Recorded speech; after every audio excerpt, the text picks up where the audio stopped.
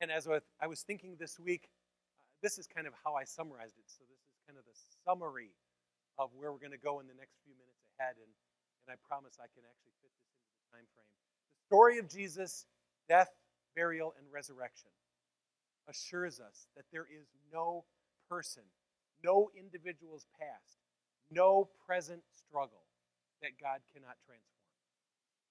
I wanted you to hear that through an actual person who has been changing so much right before my eyes, before our eyes in the last year or so. So, I want to talk about the Roman centurion this morning because I've been preaching Easter messages for about 25 years now. And I've never really dealt with this person who was a part of the whole Easter story from Good Friday right through to Resurrection Sunday morning.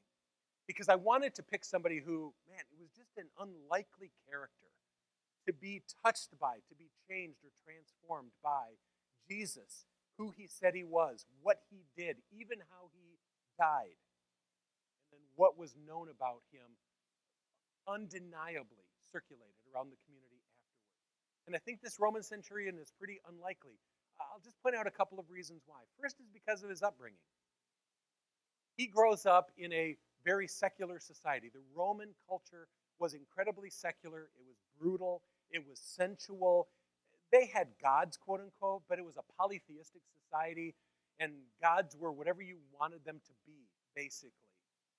And so he comes as a soldier who has been appointed to go to the region of Palestine, where the Jews are, this conquered and now dominated territory by the Roman Empire.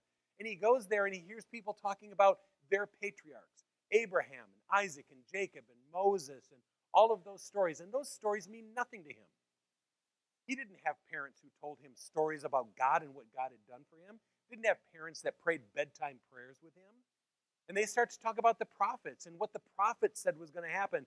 And specifically about the prophets saying there is a Messiah. There is one that God is going to send, and he is going to change everything. He will be the Savior of the world. He hears all of that. And it means nothing to him because he has no point of reference for it. Now, think about his vocation. He is a soldier. But he is not only a soldier, he is an accomplished soldier. He is called a centurion because he is the commander of 100 other soldiers. So this is a high-ranking soldier who has proven himself to be loyal to Rome, who's been willing to do anything that they assigned for him to do. And we don't know really anything about this guy's personal life at all. Just that he was a soldier, but because of his life experiences as a soldier, we know some very specific things about him. First, that he is a killer. The very biggest part of his job description as a Roman soldier and as a centurion is, you kill the enemies of Rome. And so he has likely himself with his own hands and his own sword killed hundreds of people. He has overseen endeavors that ultimately have seen thousands of people die. Pilate has given him an assignment. And the assignment on this weekend is very simple. At least to him, to me, it's like, how could you do that? His assignment from Pilate is to torture and then kill a Jewish agitator, someone who has that entire region up in arms. People are arguing and fighting and debating over this guy and who he is and who he isn't. And this Jewish agitator's name is Jesus. And this Roman centurion has probably heard about him, but it doesn't matter. His assignment is to torture and kill this man. And we see in the way that he deals with Jesus that he is absolutely desensitized to human suffering and death. Human life means nothing to him. His mentality is something like this: I do what I'm told, and it's kill or be killed. And you see, and we don't know if it was exactly him, but it was certainly the men that were placed under his command, under his authority. They take Jesus at Pilate's command, and they take him to a place, and they whip him until he is an absolute mess. And then, in that diminished physical condition, then they start to mock him. Then they slap him. Then they spit on him. Then they take a branch of a thorny plant, and they weave it into a crown, and they jam it on top of his head. They put a robe on his back. They take a stick, and first they hit him with it, but then they put it in his hand, and they bow in mock worship and say, so you're a king. You're the king of the Jews. Well, here's your crown, and here's your robe, and here's your scepter. Then they take him away to be crucified. They nail him, wrists and ankles, to a cross. And we know that this centurion has seen and heard it all. The very worst circumstances that a human can endure, he has not only endured it, he has oftentimes been the cause for it. He's heard men pleading, bargaining, screaming, in anguish, cursing. He's seen people bleed in all sorts of different ways for all sorts of different reasons. Let me ask you, what does being that kind of a person do to someone? How does killing and watching so many people die, how does that make it possible for you to not have a hard heart, to not have a seared conscience, to look at people as nothing more than an assignment to be finished? There are a couple more factors that would have made it almost impossible for this man to come to Jesus at a point of faith because of his confusion about Jewish practices. Here we are in this story. He's in the Passover week. And what that means is that, again, during this period, and he sees this every year, however many years he's stationed at a post in Palestine, he sees thousands and even tens of thousands of people pour into Jerusalem. And most of them have some animal to sacrifice. Many of them cute little innocent lambs. And here's what he hears the Jewish people talking about. I'm going to take this animal, who's just an animal, it's just innocent. I'm going to take it to the temple, and the priest will kill it.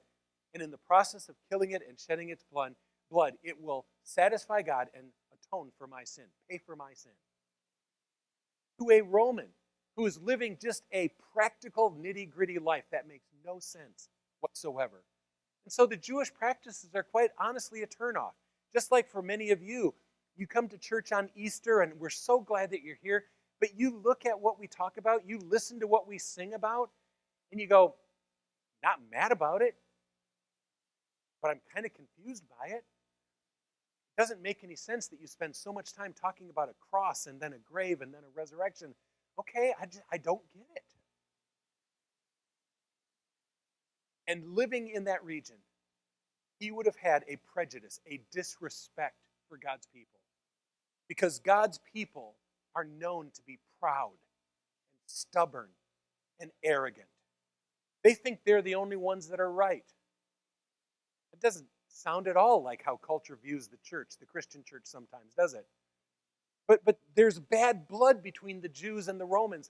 And the most common phrase, the most common slur thrown out from Jewish person to Roman, soldier or citizen, is dog.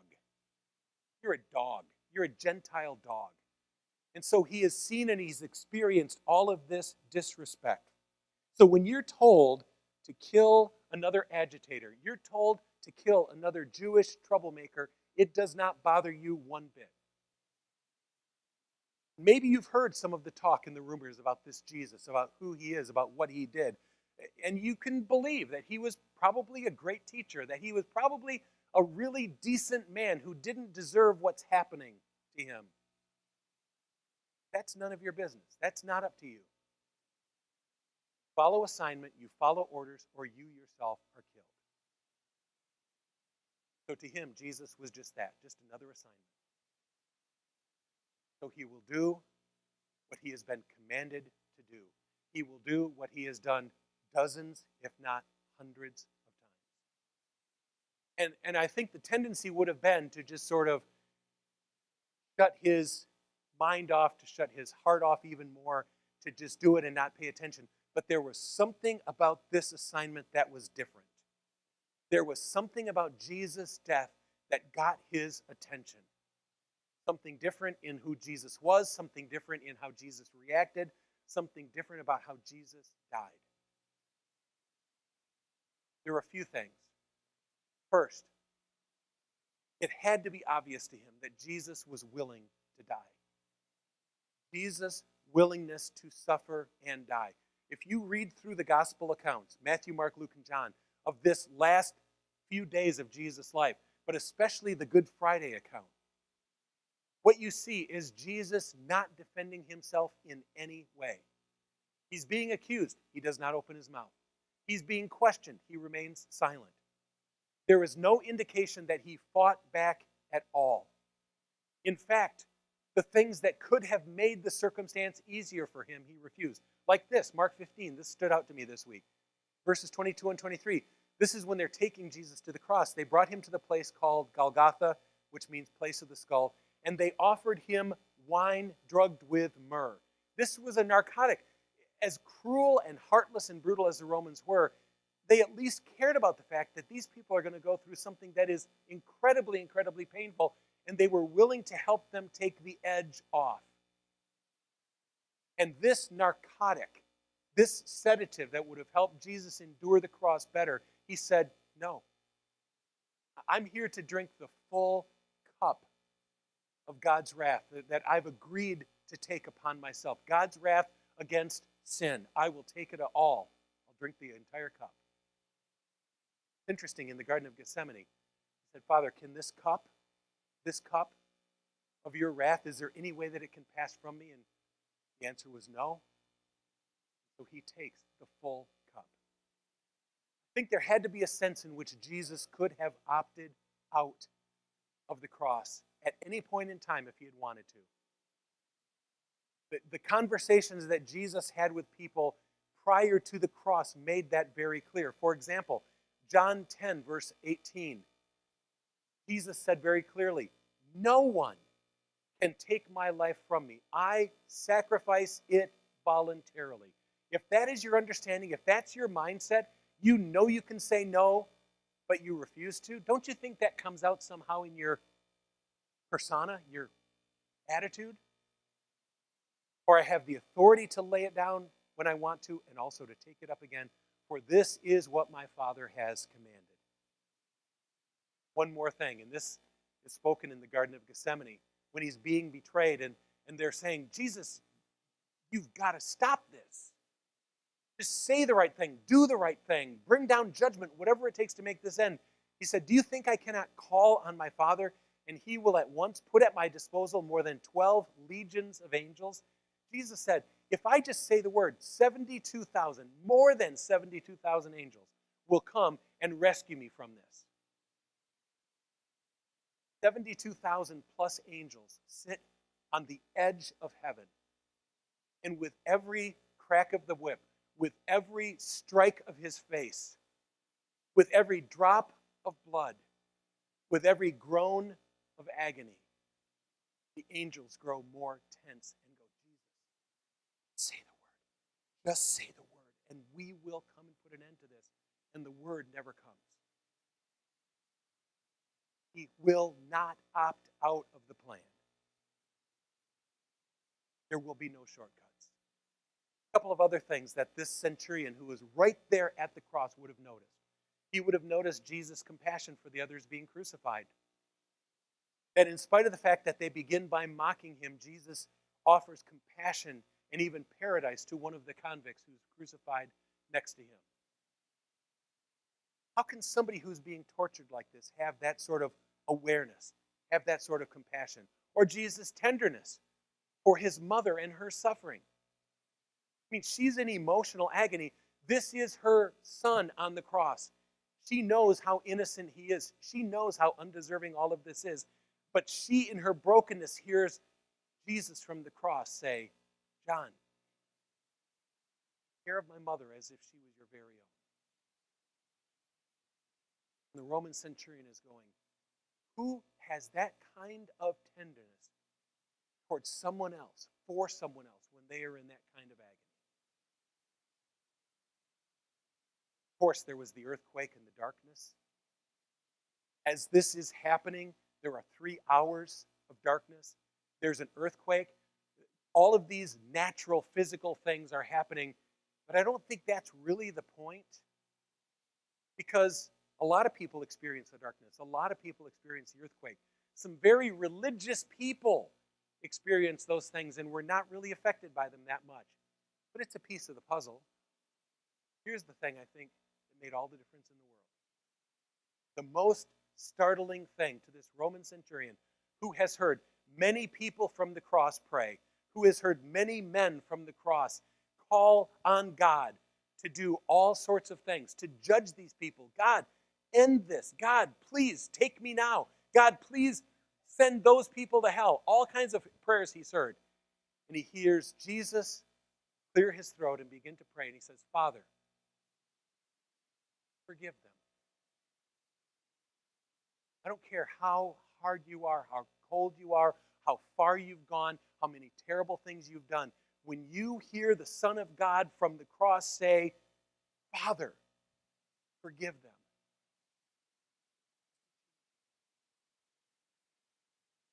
Luke 23 records it. Jesus said, Father, forgive them. They don't know what they're doing. The religious leaders, they think they're right. They don't know what they're doing. The crowd who has been turned from being pro-Jesus to being crucified Jesus, they don't really know what they're doing. But certainly these soldiers, and when Jesus spoke these words, if you look at this in context in Luke 23, the soldiers who mocked him, beat him, and nailed him to a cross are at the foot of the cross playing games. They're playing games. They're gambling for the one piece of clothing that Jesus had that was intact. And to that calloused, heartless group of people, Jesus speaks love and forgiveness over them. I think he could not escape that. I don't think he could get away from that. You know, all of those things add up, and I need to show you what the rest of the story is.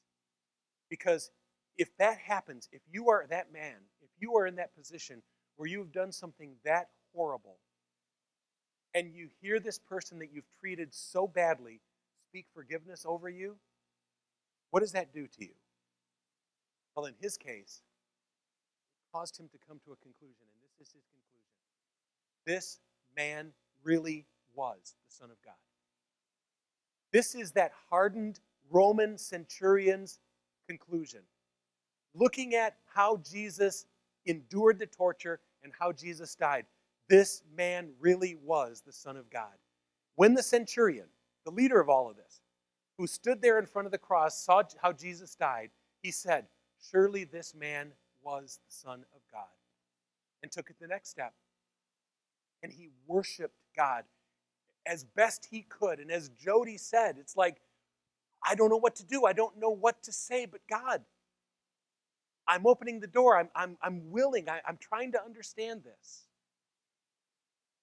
Luke 23, when the Roman officer overseeing the execution, the centurion, saw what had happened, he worshiped God and said, surely this was an innocent man. Now think about this. Think about this, because this is critically important. All of these things have come together, and in the moment that Jesus died, at the very moment that Jesus dies, it clicks with this guy. This must have been the Son of God. What a wonderful revelation, right? What a wonderful aha moment. Except then you look at yourself and say, and I did it. This must have been the Son of God, and I just killed him. It's like realizing something too late, right? If you've ever been in that circumstance where you had, a piece of paper, a contract put in front of you, and they put it in front of you and they kind of explain it, and then you sign it, and as soon as you sign it, you regret it. Now you own a timeshare. What is wrong with me? Why did I do this? This guy is realizing that he was directly involved in all of the brutal things that happened in these last days of Jesus' life. And he must have wondered, how does anyone ever come back from killing God's Son? You can be forgiven a lot of things. You can be forgiven for jaywalking. I'm sure you can be forgiven for lying, for stealing, whatever the case is. But how do you come back from? How do you ever find forgiveness from killing God's son? It's like having an aha and an oh no moment at exactly the same time. That's why, for his sake and for ours, I'm glad that that's not the end of the story. You see, he and his men will be placed in a position to be eyewitnesses to the most amazing comeback in human history. Because the Jewish leaders, those crazy people, they insist that the Romans place a guard at the tomb. They go back to Pilate, and well, here's what they say. The next day, after Jesus was killed on the cross and buried, on the Sabbath, the leading priests and the Pharisees went to see Pilate. And they said, "Oh, one other thing. Sir, we remember that while the deceiver was with us, once he said, after 3 days, I will rise from the dead. So we request that you seal the tomb until the third day. This will prevent his disciples from coming and stealing his body and then telling everyone that he was raised from the dead. If that happens, if they steal the body and then they just say Jesus is alive again, we'll be worse off than we were at first." Pilate replied, "Take guards. Secure it the best you can." So they sealed the tomb and posted guards to protect it. And so, again, part of this Roman contingency, and we don't know if the centurion that we've been talking about, who was at the cross, gets this assignment, but certainly men and leaders that he knew and respected from the ranks of the Roman army were a part of that contingency that was placed at the tomb. This is serious business. As I already said once, to be a Roman soldier and to be given an assignment, no matter what that assignment was, and to fail at that assignment was to be sentenced to death yourself. But here's what happens, and the Roman soldiers are here to witness it. Early on Sunday morning, Matthew 28, as the new day was dawning, Mary Magdalene and the other Mary went out to visit the tomb. Suddenly there was a great earthquake, for an angel of the Lord came down from heaven, rolled aside the stone, and sat on it. His face shone like lightning, and his clothing was as white as snow. The guards, the Roman guards, shook with fear when they saw him, and they fell into a dead faint. And so, whether this centurion that we're talking about was there or not, imagine his amazement and imagine his hope when he knows. Because Roman soldiers don't lie to each other. And the gospel account tells us that they were bribed by Jewish leaders, that group of soldiers. Listen, we'll give you a large sum of money if you tell everyone that the disciples stole Jesus' body. And some of them went along with it. And yet it was clearly known among the ranks of the Roman troops what had happened that Sunday morning. That the angel had come, that the stone had rolled, and that Jesus had walked out of that tomb alive. And for this one who at the cross said, certainly that was the Son of God, he realizes that Jesus is alive and that there is still hope for him. Not in the Bible, what I'm about to say, but it is church tradition, that this Roman centurion who saw Jesus on the cross, who was responsible in great part for what Jesus went through, that he became a follower of Christ. Like I said, it's tradition, not in the Bible. But that as a follower of Christ, he became a fearless follower and even an evangelist until it cost him his own life. And so let me ask you this. If this Roman centurion had not gone too far, if he had not done too many bad things, if he had not offended God to the point of no return, don't you think there's hope for you? Don't you think that there is forgiveness available for you? You, at least not in the way he did, you didn't kill the Son of God. Like I said in the beginning, I don't know your full story. You don't know mine. I don't know what happened to you. I don't know who did it to you. I don't know what you've done to yourself. I don't know what you're afraid of or humiliated by or ashamed of. But I know this. Jesus died for you. Jesus died for you. It was intentional. He took all of it. He did it willingly. He refused to opt out because he wanted to die for you. That death on the cross was for you. And it tells me the most important thing about you. The most important thing about you is not your deeds or misdeeds. The most important thing about you is not the injuries that you've endured at the hands of other people or who those other people were. The most important thing about you is this, that Jesus loves you and that he lives to forgive and to transform you. That's what the power of Easter Sunday and every Sunday is all about. That he willingly took your place in that death on the cross, but that he is alive again to show you, to come to you, to knock on the door of your heart and say, I love you, will you let me in? As we close this service today, if you have not ever accepted the invitation of God to come back into relationship with him by faith in Jesus Christ, to accept the forgiveness that he offers from the cross, you can do that today. We're going to have a closing song. During that song, you can come up and somebody will come up and stand alongside you and hear your heart and pray for you, or you can come and find someone after the service is over with, where you can start to talk and wrestle with God in the quietness of your own heart. I really prefer something a little more open, but I understand people have their boundaries. I want you to know today, you're here for a reason. If you don't feel clean, forgiven, loved by God, I know exactly what the reason you're here for today is. Let me pray. The worship team will come. And like I said, during that closing song, if you want to do some business with God who loves you, we'd love to talk to you.